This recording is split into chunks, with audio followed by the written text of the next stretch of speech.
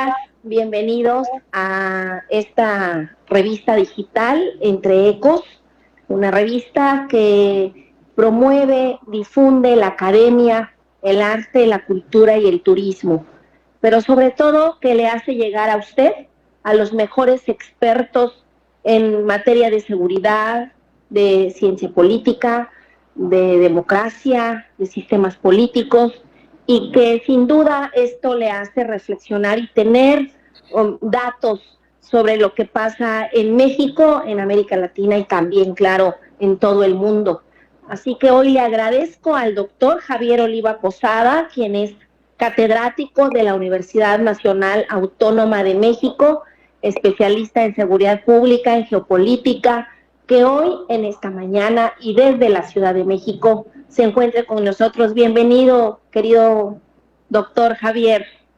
¿Qué tal, Mari? Muchas gracias por esta nueva invitación. Estoy muy contento de poder participar. Muchas gracias. Muchas gracias. Y bienvenido a usted que ya está conectado, que veo que bastante gente está interesada en este tema que nos invita hoy, la seguridad pública en México. Pero voy a darles una pequeña reseña de la gran trayectoria de nuestro invitado. Él es profesor titular de tiempo completo definitivo en la Facultad de Ciencias Políticas Sociales de la UNAM, adscrito al Centro de Estudios Políticos, imparte clases en la licenciatura de maestría y doctorado. Doctor en Ciencia Política por la misma facultad, maestro en Estudios Latinoamericanos, ambos grados fueron obtenidos con mención honorífica.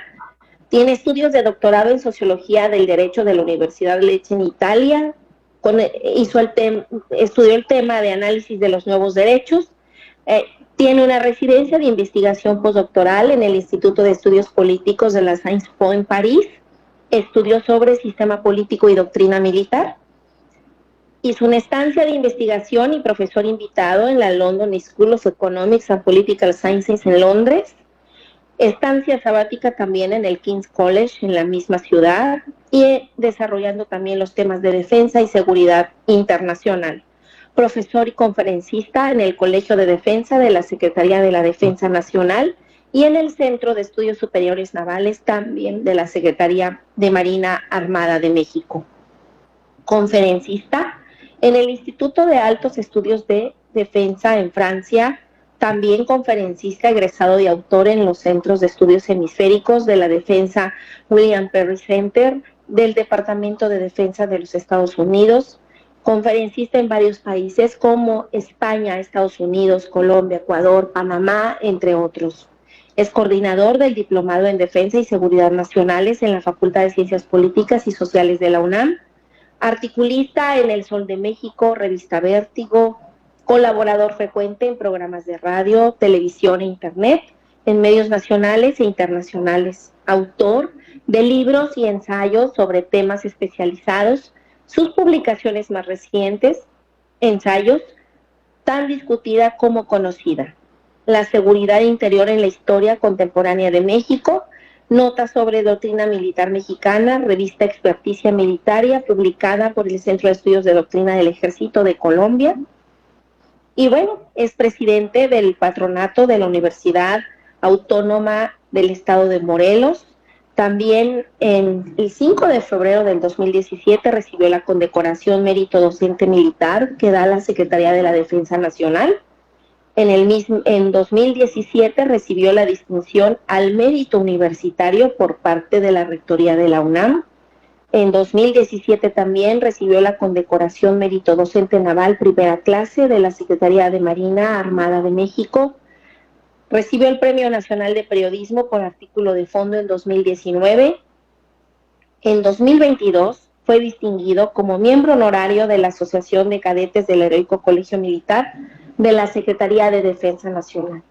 Y desde el pasado septiembre de 2023 fue nombrado por el rector de la UNAM, el doctor Enrique Graue Winter, como coordinador del Seminario Universitario de Estudios de Democracia, Defensa, Dimensiones de la Seguridad e Inteligencia, que coordina los esfuerzos académicos de 18 instancias de la misma UNAM, entre ellos el Instituto de Geografía, el Centro de Estudios de la Complejidad y las facultades de Química, ciencias, derecho, ingeniería, entre otros.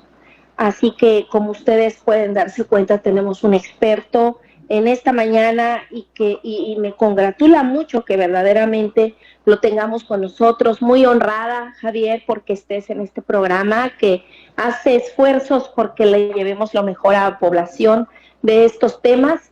Y en este que nos compete a todos los mexicanos, y claro, por su situación geopolítica, América Latina y al mundo, sobre la agenda de seguridad en México.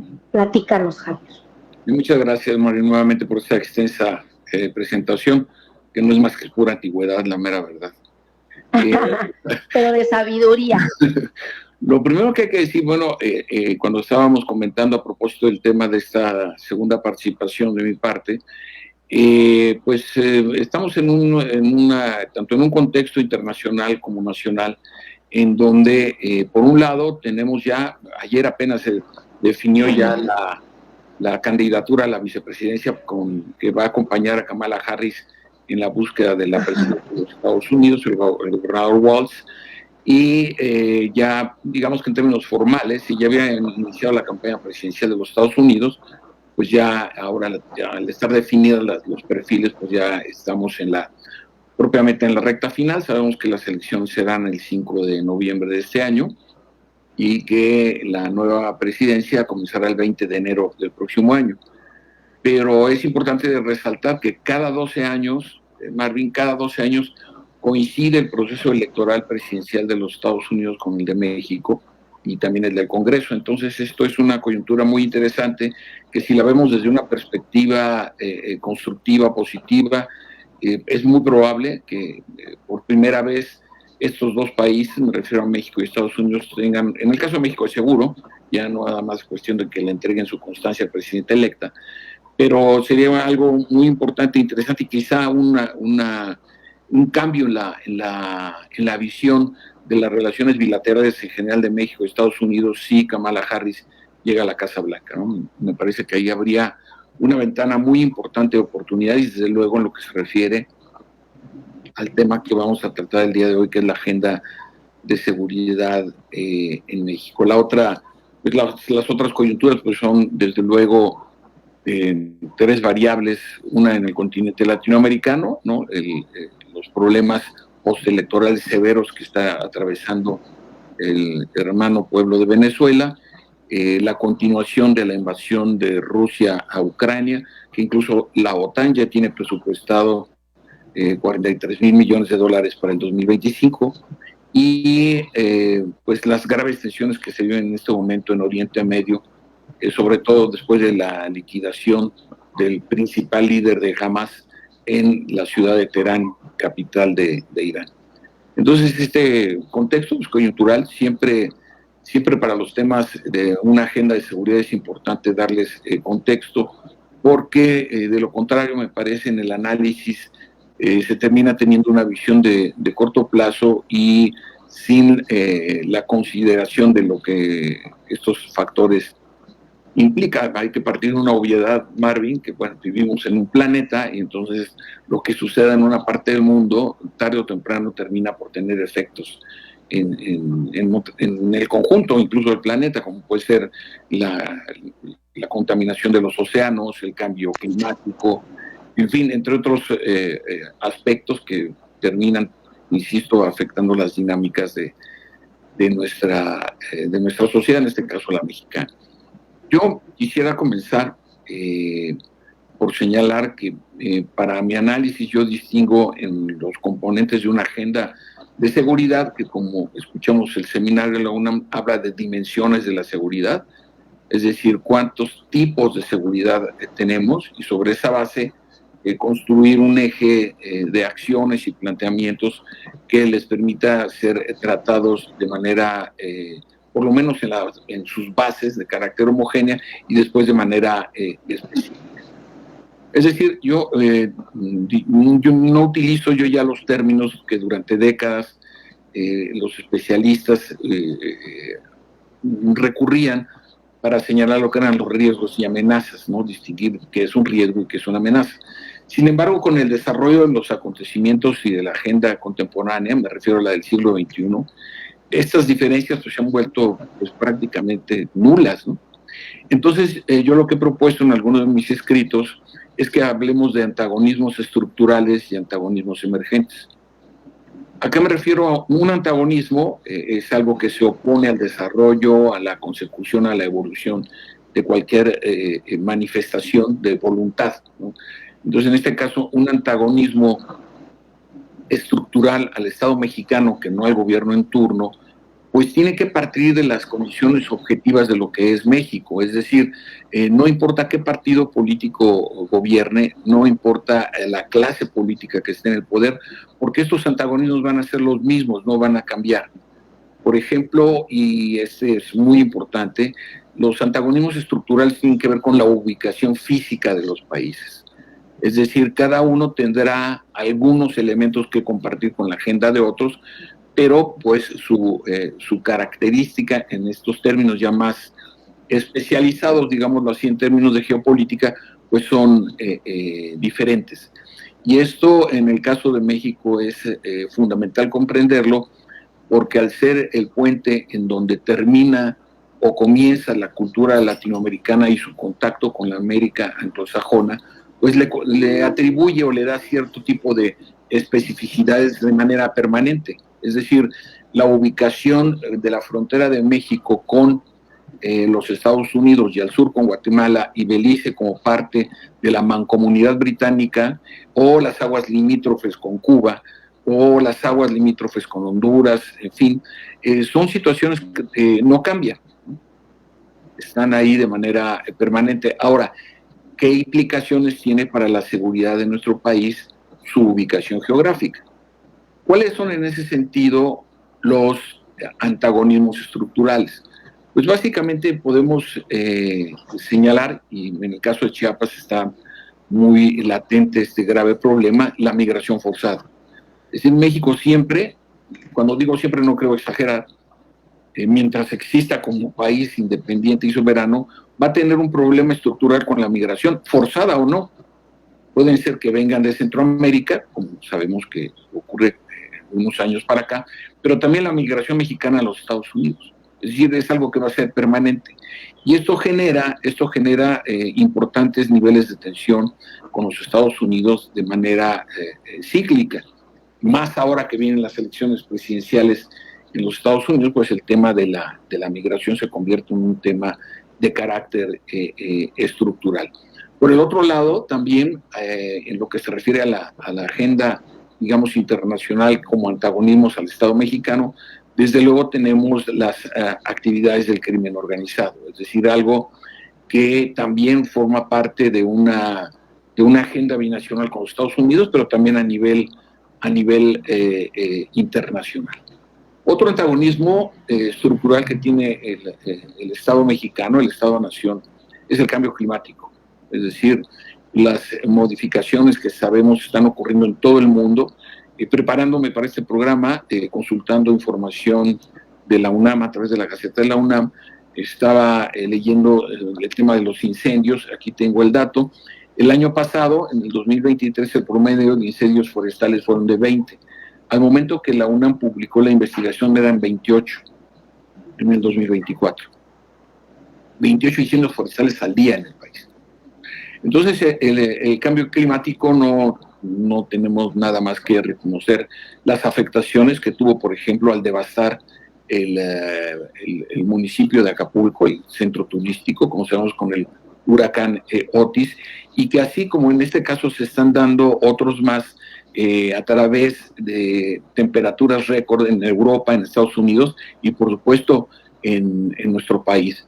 El año pasado ya está catalogado como el más caluroso de la historia, por lo menos desde que se toman los registros de las altas y bajas temperaturas, y parece que 2024 va enfocado a ese mismo camino, porque estamos observando que hay una serie de actividades en el sol que están provocando que la temperatura en nuestro país vaya en un aumento, además de la contaminación ambiental producto de la basura que se generan por millones de toneladas todos los días en el mundo. Entonces, el desafío del cambio climático, las migraciones forzadas, la violencia criminal, ¿qué característica en común tienen estos problemas, Marvin? Que tienen que ver con soluciones multilaterales. Es decir, un país por sí solo, por más poderoso que sea, por ejemplo Estados Unidos o China, no pueden resolver su agenda de seguridad internacional por sí solos. Es decir, México, y por eso hablo de la oportunidad de una presidencia encabezada por 2 mujeres, puede abrir la oportunidad para verdaderos espacios de colaboración en estos problemas, porque finalmente son asuntos que no respetan fronteras. Las migraciones existen desde la Biblia, ¿no? Es inherente a la naturaleza humana la migración. Entonces, como también sabemos que está fuera de discusión la problemática que tenemos del cambio climático, cómo se está calentando el planeta, eso está también fuera de discusión y tampoco respeta fronteras, ¿no? Y las actividades del crimen organizado, bueno, pues que tienen que ver con una red muy intrincada que va desde la producción, tráfico y consumo de drogas y, por supuesto, el lavado de dinero. Entonces, estas condiciones hacen que la agenda de seguridad en México, para no extenderme, porque faltan los antagonismos coyunturales, pues evidentemente con qué recursos contamos institucionales para hacerles frente, ¿no? En primer lugar, pues obviamente contamos con las Fuerzas Armadas, ¿no? Es decir, la Fuerza Aérea, la Armada de México y el Ejército Mexicano y la Guardia Nacional. Ese me parece el primer recurso para atender situaciones de desastre, etcétera. Pero estas situaciones de desastre se pueden prevenir, o por lo menos mitigar sus efectos negativos de primera instancia. Es decir, sabemos que las temporadas de huracanes y ciclones, que ya comenzó, pues evidentemente puede ser de alguna manera lo que más importa, pues es salvar las vidas humanas, y hemos visto lo que sucedió en semanas pasadas en Monterrey, ¿no? Estas escenas impresionantes donde el río Santa Catalina pues tenía una cauda que causó la muerte de varias personas, ¿no? Entonces aquí lo importante de señalar es que, como estoy tratando de ser lo más explícito posible, no se trata de una agenda que tenga que ver con un cambio de sexenio. Los 3 elementos que planteé van a continuar. Y entonces se requieren tener instituciones, programas de protección civil actualizados, personal, sistemas de radiotelecomunicación, es decir, todos estos aspectos que permiten de alguna forma mitigar, ¿no? Por lo menos mitigar los efectos negativos que pudiera tener en un primer impacto. Y por la otra, pues hay un factor muy importante. Lamentablemente este sexenio se le disminuyó el presupuesto a las Fuerzas Armadas en lo que se refiere a gasto destinado a la preparación, a la adquisición de armamento, ¿no? Lo que se llama propiamente táctico operativo. Aunque en México se cree que no, que con el presupuesto que se les dedicaron a las obras de infraestructura, pues va a ser un presupuesto de carácter permanente, y no es así, eso solamente obedece a la necesidad de la construcción de estas importantes obras de infraestructura. Pero en lo que se refiere a la capacitación propiamente dicha de las Fuerzas Armadas hubo una disminución. Y sí me parece que en el contexto de la invasión rusa a Ucrania, México debe contar con Fuerzas Armadas con capacidades disuasivas hacia el exterior, que esa es la principal responsabilidad de las Fuerzas Armadas, preservar la integridad territorial ante agresiones externas o ante desafíos internos. Entonces esta parte sí me importa mucho subrayarla, porque en estas condiciones finalmente con qué contamos, insisto, la sociedad y ahora sí los gobiernos en turno a nivel local y a nivel federal, con qué recursos cuentan para hacerle frente a los antagonismos, como yo ya les denomino, antagonismos permanentes. No sé, hasta aquí si hubiera alguna pregunta, algo, o me sigo, tú dime, ¿eh? Gracias, quiero darle la bienvenida a Benjamín Humantú Chupé de Oaxaca, miembro de nuestros músicos militares. Qué alegría que estén con nosotros. A Nicolás Juárez, nuestros representantes de nuestros pueblos indígenas, Gracias, Nico, que estar aquí. Talonme, Tapicilik, Merovinas Yutzilicotan, Huocolabal. Al licenciado Mario Carlos Culebro, quien fue secretario de Gobierno de Chiapas. Bienvenido, licenciado, gracias por estar viendo nuestra entrevista. Harumi Nazar, muchas gracias, Harumi, también por tu lealtad al programa. A Rodolfo Gelatino, muchas gracias a René Flores. Gracias a Julián, que es colombiano, pero está en Estados Unidos, doctor en ciencia política también por la Universidad de Salamanca. Muchas gracias a José de Jalisco de la Universidad de Guadalajara. Gracias a Laurita, que está de la Universidad de Santiago de Compostela. Y qué alegría que estén con nosotros en este tema tan importante. Javier, nos has dado un mapeo de verdaderamente de las variables que influyen para hacer la agenda de seguridad en México, y hablabas de ciertas características de lo que ha significado pues la guerra, no solo en Medio Oriente, sino también en Ucrania. Yo le sumaría la inflación, que ha sido verdaderamente estratosférica, el aumento de la canasta básica cuando Rusia y Ucrania son los principales productores de trigo, y todo lo que eso ha significado para la economía en todo el mundo. Hablas también de esta pues seguridad en el tema de la candidatura de Kamala Harris. ¿Tú crees y consideras que entonces Donald Trump no tiene posibilidades? No, posibilidades sí tiene, Marvin, indudablemente que tiene posibilidades de ganar, pero pues inmediatamente en Estados Unidos, que son tan aficionados a las encuestas, pues yo estoy siguiendo el proceso electoral estadounidense, no soy un experto desde luego, pero varias encuestas ya le dan hasta 5 puntos de ventaja en los estados columpio, que les llaman, es decir, aquellos estados que son switchers, ¿no?, que pueden darle la victoria a uno, ya sea a Kamala Harris o a Donald Trump.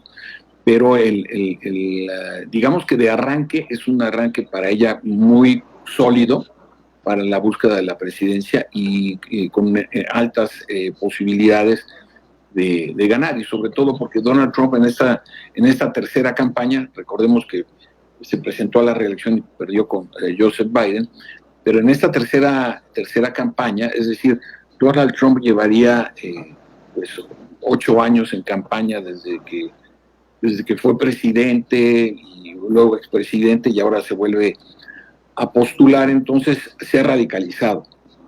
Y en ese sentido sí me parece que ha perdido algunas áreas importantes del electorado, y que de manera, pues todavía quizá un poco adelantada, pero comienzan a mirar con simpatía la posibilidad de que Kamala Harris se convierta en la primera presidenta de los Estados Unidos, y que pues esto traería en sí mismo un cambio importante, pues, sobre todo en la construcción de políticas y del discurso estadounidense, porque pues ya hay un antecedente muy importante con Barack Obama, que fue 8 años presidente de los Estados Unidos, perteneciente al segmento poblacional afroamericano de ese país, y que pues esto, desde mi punto de vista, daría muestras de una mayor apertura por parte de las y los electores estadounidenses para el próximo 5 de noviembre, y las implicaciones que puede tener para nosotros. Insisto, creo que esto va a ser muy importante tenerlo en consideración, sobre todo por lo que podemos denominar como la agenda de seguridad binacional, ¿no?, en la franja fronteriza, y el problema del fentanilo. Recordemos que fue muy interesante cuando el jueves antepasado, fueron presentados ante las autoridades en El Paso, Texas, Ismael Zambada y Joaquín Guzmán López. El lunes siguiente el presidente Biden envió un exhorto y una iniciativa para endurecer las medidas del control en la producción y consumo de fentanilo en los Estados Unidos. Es decir, sí se trata de una decisión muy importante, que desde luego tiene matices electorales, nadie lo va a negar, desde luego, pero que las repercusiones que tiene para la salud pública en los Estados Unidos en términos del número de personas que mueren por sobredosis de fentanilo, pues es equiparable a una situación de una especie de conflicto, ¿no? En donde se cobran más de 85,000 vidas al año, de las 115,000 que mueren por sobredosis, pero alrededor de 85,000 tienen que ver con el fentanilo, ¿no? Entonces, para ellos es un problema de salud pública. En su momento, Trump, siendo presidente de los Estados Unidos, declaró, para poder obtener más recursos federales, declaró al consumo de fentanilo como una epidemia por el número de muertos. Con esto se liberaron recursos para poderlos invertir en intensas campañas para la prevención en el consumo de este opioide. Entonces, indudablemente que estamos observando un cambio importante, esperemos que sea para bien, en la agenda de seguridad binacional entre México y Estados Unidos, justo, insisto, en este contexto electoral, Marvin. ¿Tú consideras, Javier, que en la próxima administración en México habrá guerra o habrá acuerdos con el crimen organizado? Pero también quisiera preguntarte, ¿qué papel juega la DEA en las agencias de seguridad como la DEA, por ejemplo? Y también en todo esto que estamos comentando, y si acaso los verdaderos narcos no están en Estados Unidos, Javier. Esas son dos preguntas que quisiera yo preguntarte. Y lo otro, en México hemos vivido pues esta política prioritaria número 1, que es abrazos, no balazos, que nos ha llevado sin duda a un desprestigio de nuestras Fuerzas Armadas. Aquí en Chiapas puedo darte yo testimonio de cómo los migrantes, de cómo gente que verdaderamente ni sabes de dónde, humillando a los elementos de la Guardia Nacional, ellos sin poner ni levantar las manos, eso te duele, te lastima, te lacera, y además la periferia de Chiapas, con sus fronteras en Chicomucelo, frontera Comalapa, puntos rojos álgidos en los que verdaderamente esta política pública de seguridad del presidente López Obrador de abrazos no balazos ha hecho pues el cobro de vidas inocentes, el alto índice de desplazamiento forzado que tenemos, la falta de respeto a nuestro ejército, a nuestros marinos, a los elementos de la Guardia Nacional. Y por eso te pregunto esto, ¿qué va a pasar con el tema del crimen organizado en México? Te repito, la injerencia y el papel que juega, por ejemplo, la DEA y lo que significa la seguridad para todos los mexicanos en este tema. Bueno, en general la DEA, incluso en la comunidad de seguridad e inteligencia en los Estados Unidos, tiene un prestigio dudoso. En el caso de la detención de Zambada y de Guzmán López, lo que ha trascendido es que quien llevó a cabo la operación fue el FBI, no la DEA. Probablemente colaboró, no sé, porque pues es especular y a mí no me gusta esos terrenos de la especulación porque no tienen límite. Entonces, recordemos que también el presidente López Obrador envió una iniciativa de reforma a la Ley de Seguridad Nacional con importantes y numerosas modificaciones a la ley después de la arbitraria y absurda detención del general Cienfuegos en Los Ángeles por la DEA, ¿no? Que nunca se demostró absolutamente nada, como todos sabemos. Entonces, en este sentido, la actividad de esta agencia pues siempre resulta un tanto polémica. Ahora, respecto de esta frase que a mí me resulta muy desafortunada de abrazos, no balazos, con datos del Centro Nacional de Información de la Secretaría de Seguridad y Protección Ciudadana, este sexenio ya va a cerrar. Desde el mes de mayo ya era el sexenio más violento del siglo XXI, en lo que se refiere a homicidios dolosos, y pues así va a cerrar. Entonces, son de los rubros de la administración pública federal que son relativamente fáciles de comparar cómo reciben al país y cómo lo entregan. ¿Sí? Cuántas carreteras se construyeron, cuántas escuelas, cuántos hospitales, porque todo eso es cuantificable y demostrable además, si se puede verificar. Entonces esto me parece que hay zonas del país muy difíciles en donde ya no solamente se trata de la seguridad pública, ya se ha vulnerado en algunos puntos como lamentablemente el caso de Chiapas que señalas, en donde ya hay algunos aspectos que afectan a la seguridad interior, ¿no?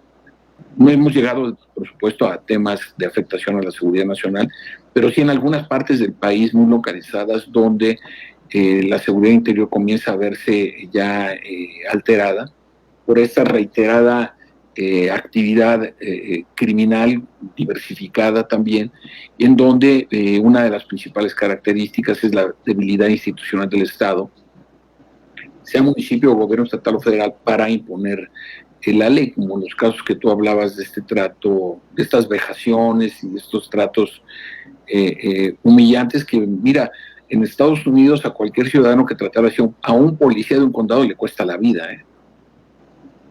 Entonces aquí las faltas de respeto,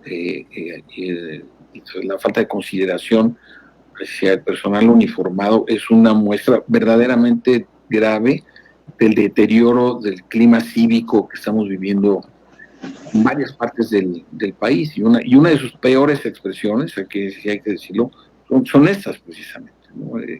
Estas capacidades, ¿no? Que tienen para utilizar las armas, ¿no?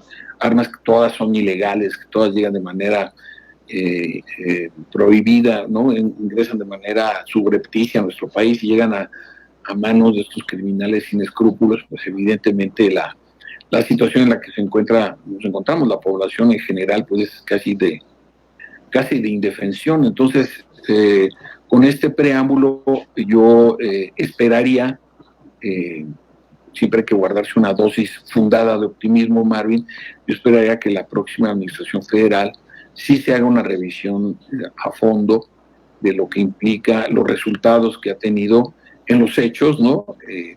Sí, porque mira, si detienen o procesan o sentencian a 3 cadenas perpetuas a Ismael Zambada García, eso no va a detener la venta de las dosis de fentanilo en las estaciones del metro de Chicago o en las plazas o en los jardines de Atlanta, ¿no?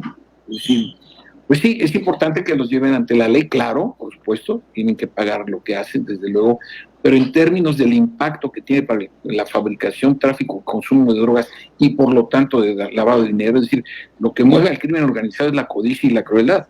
Ninguna de estas dos cosas van a poder acabar solo con la detención de los cabecillas. Entonces tiene que haber, me parece, y insisto, esa es la oportunidad, debe de haber un enfoque mucho más articulado de los dos países, me refiero a México y Estados Unidos, para poderle hacer verdadero frente a una situación que se ha venido agravando, es innegable, se ha venido agravando en materia de seguridad pública en general.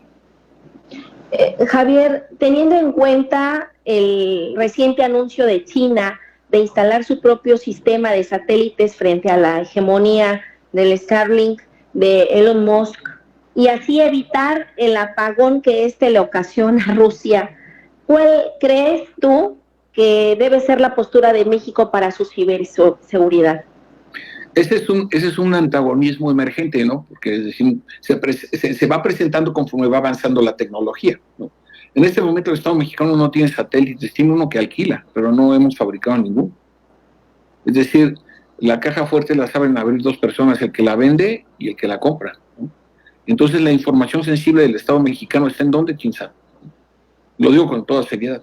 Y entonces, por derecho internacional, México tiene asignadas estas órbitas en el espacio sideral que alguien está ocupando, seguramente, alguien está ocupando y que México no. Entonces, la forma en la que se ha desinvertido, ¿no?, en el desarrollo científico-tecnológico para la protección, o lo que implica en su conjunto la ciberseguridad, que es un tema de carácter civil-militar, ¿no?, pues resulta fundamental, sobre todo como lo hablaba en la primera parte de mi intervención, pues simple y sencillamente para la transmisión oportuna en tiempo real de alguna problemática que tenga que ver con desastres naturales o manifestaciones de otra naturaleza, ¿no?, ya sean antropogénicos o no. Pero el caso es que la velocidad con la que se pueda tener la información juega en favor de salvar decenas o cientos de vidas. Entonces, También el hecho, pues, todos estos países, la pregunta es por qué India le interesaba llegar a la Luna. Ya llegaron Japón, la India, desde luego Rusia, China y los Estados Unidos. ¿Qué hay en la Luna? ¿Qué están buscando? Digo, más allá de lo que pueda resultar una pregunta como para un guión de literatura fantástica. Pues, ¿qué hay en la Luna? Es que se pueden establecer estaciones de radiotelecomunicación, transmisión de imágenes, voz y datos. Eso es lo que hay. Hacia la Tierra y hacia afuera del entorno planetario de nuestro planeta. Entonces, la carrera armamentística, la carrera de desarrollo científico-tecnológico aplicado al espacio sideral y por consecuencia a lo que se conoce como el ciberespacio, pues es una disputa permanente. Lo estamos viendo en Venezuela, ¿no? Que justamente en ese mismo sentido. Entonces, hoy estamos con actores políticos a nivel mundial, Marvin, que hace 10 años o un poco menos no existían, que eran las empresas monopólicas de control de la transmisión de la información, como Amazon, como Microsoft, como Cisco, desde luego lo que antes era Twitter, Instagram, Facebook, ¿no? Bueno, Meta, pues, donde están agrupadas estas empresas. Entonces, esto es una variable emergente, ¿no? Para la cual, pues, el Estado mexicano y el próximo gobierno deben estar más que preparados.